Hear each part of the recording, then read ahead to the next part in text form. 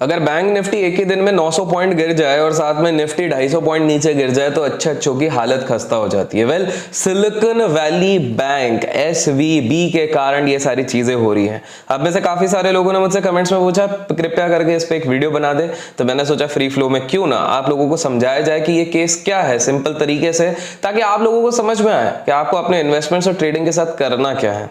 तो वेल, अगर silicon valley bank की बात करूं SVB, तो इसका नाम से ही पता लगता है सिलिकॉन वैली, जी हां, जहां पर सबसे ज्यादा स्टार्टअप्स एक समय पे बने थे, तो ये इसका कुछ लेना देना उससे है। और जी हां, वैसा ही है, ये स्टार्टअप से डिपॉजिट्स लेती है, लोन्स देती है, और ये अमेरिका की एक बहुत ही प्रसिद्ध बैंक रही है।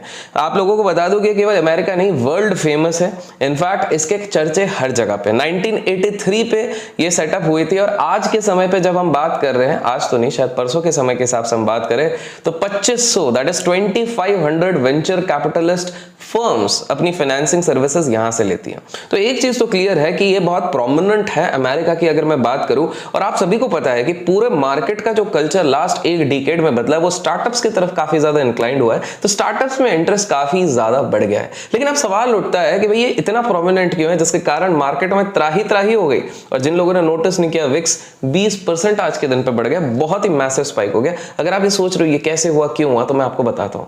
देखिए, अगर इस बैंक की बात करूं तो लास्ट 3 साल के अंदर ही इसने अपने डिपॉजिट्स जो इसको मिलते हैं वो ट्रिपल कर दिए, करीब करीब $60 बिलियन अप्रोक्सीमेटली से $180 बिलियन, $180 बिलियन के लिए, जो कि सिंपल सी एक चीज बता रही है कि काफी सारे इन्वेस्टर्स, काफी सारे निवेशक, काफी सारे वेंचर कैपिटलिस्ट को इसमें बहुत ज्यादा भरोसा था, जिसके कारण इसके अंदर काफी ज्यादा डिपॉजिट्स होने लग गए।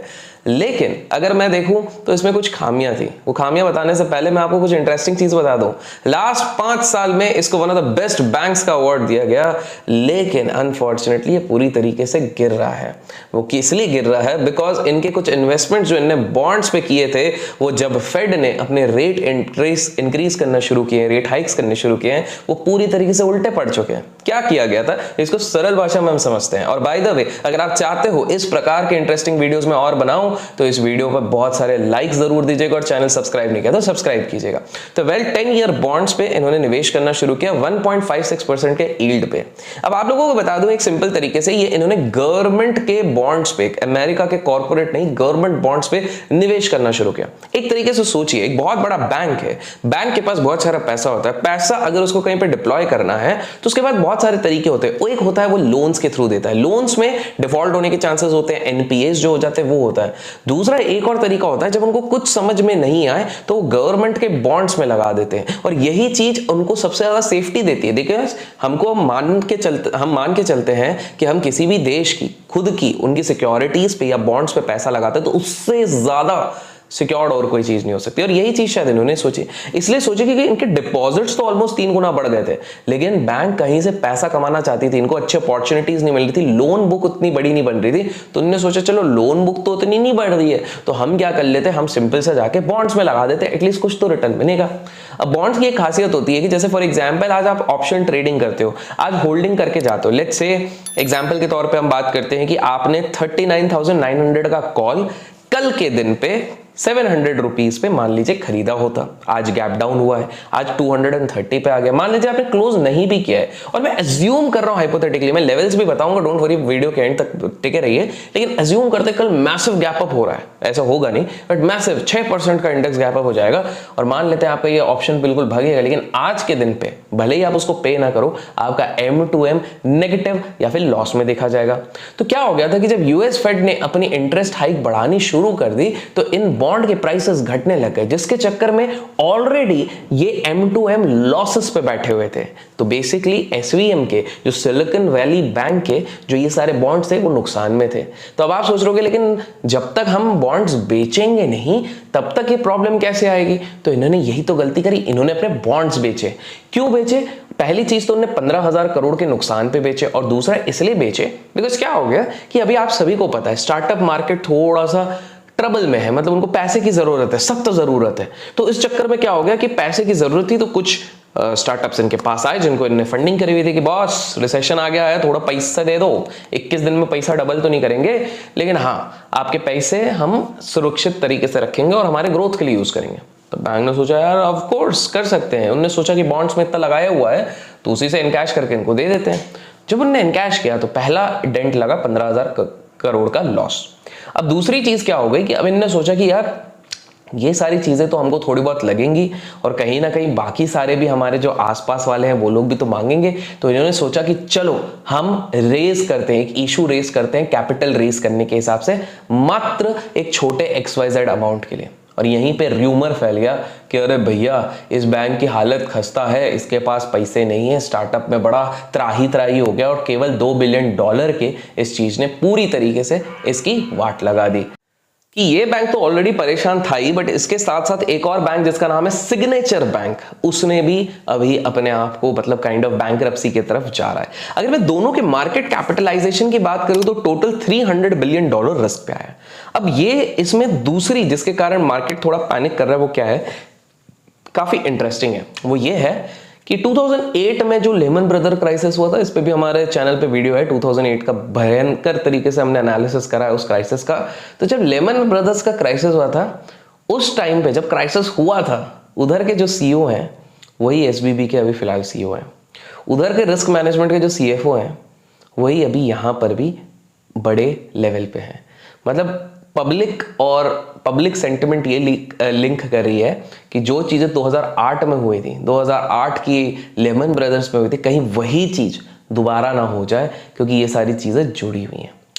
कुछ अच्छी चीजें भी बाहर निकल के आए। फॉर एग्जाम्पल इन्वेस्टर्स की सेफ्टी के लिए वहां पर गवर्नमेंट ने पहले बोल दिया कि भैया हम आपके पैसे डूबने नहीं देंगे और बेल आउट आपको सब जितने भी लोगों ने डिपॉजिट किया है सबके पैसे मिलते जाएंगे। और वो ऐसा नहीं कि 6 महीने बाद, 1 साल बाद, 10 साल बाद, 20 साल बाद इमीडिएटली पे आउट करना शुरू कर दिया गया है।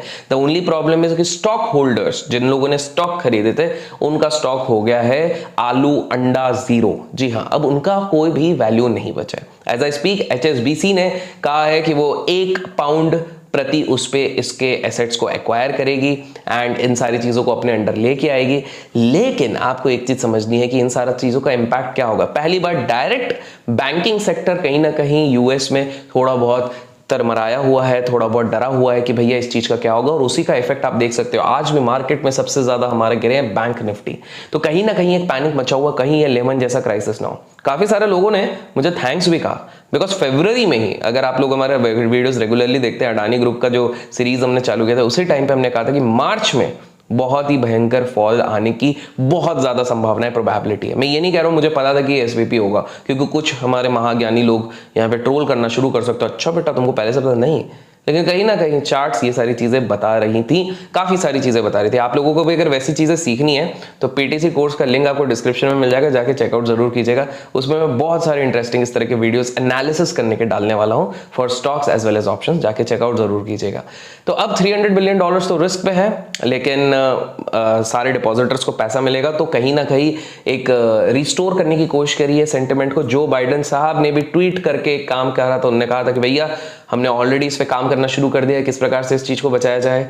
प्रॉब्लम होगी स्टॉक होल्डर्स को और अनसिक्योर्ड लेंडर्स को यहाँ पर। लेकिन अब बात करते हैं कि भारत में हमारे सबसे ज्यादा कॉशन वाली बात क्या है। पहली कॉशन वाली बात है कि हम 40,500 के नीचे बैंक निफ्टी पे क्लोज हुए हैं, 17,400 के नीचे हम निफ्टी पे क्लोज हुए हैं। गाइज जब तक हम इसके ऊपर नहीं जाएंगे, मैं पर्सनली यहाँ पर कोई भी लॉन्ग इनिशिएट नहीं करूंगा, बिकॉज मुझे लगता है कि हमने बहुत ही क्रूशियल लेवल्स तोड़े हुए हैं। Going ahead sell on rise हो सकता है अनटिल अनलेस बहुत तगड़ा कोई न्यूज ना है। देखिए हमको समझना पड़ेगा कि हमारे देश में अभी फिलहाल कुछ ऑलरेडी एग्जिस्टिंग प्रॉब्लम्स चल रही है, जैसे कि अडानी सेगा अभी तक खत्म नहीं हुआ है, रशिया यूक्रेन का वॉर अभी तक चले जा रहा है, फेड बीच बीच में रेट हाइक कर देता है, इन्फ्लेशन का अलग है। हाँ एक अच्छी चीज है कि जो 22 तारीख को फेड का ये आने वाला है, जो फेड रेट हाइक होने वाला था, मेरे हिसाब से वो ज्यादा हाइक नहीं करेगा, बहुत लिमिटेड रहेगा। तो there is a high possibility कि हो सकता है उससे पहले इतना डैमेज हो जाए कि अगर वो हल्का पुल्का भी पॉजिटिव आए तो वहां से हमारे पास एक बाउंस बैक मिलेगा। तो आप लोग सतर्क रहिए। मैंने आपको दोनों लेवल बताया, जब तक इसके ऊपर जाए नहीं तब तक आपको एग्रेसिव लॉन्ग नहीं बनाने। इस तरह के वीडियोस और रेगुलरली आपको अपडेटेड चाहिए तो लाइक में कंजूसी मत कीजिएगा और कमेंट्स में जरूर बताइएगा आपको क्या लगता है इसका क्या इंपैक्ट होगा on Nifty and Bank Nifty. Till then, keep learning, keep growing, keep investing and keep trading.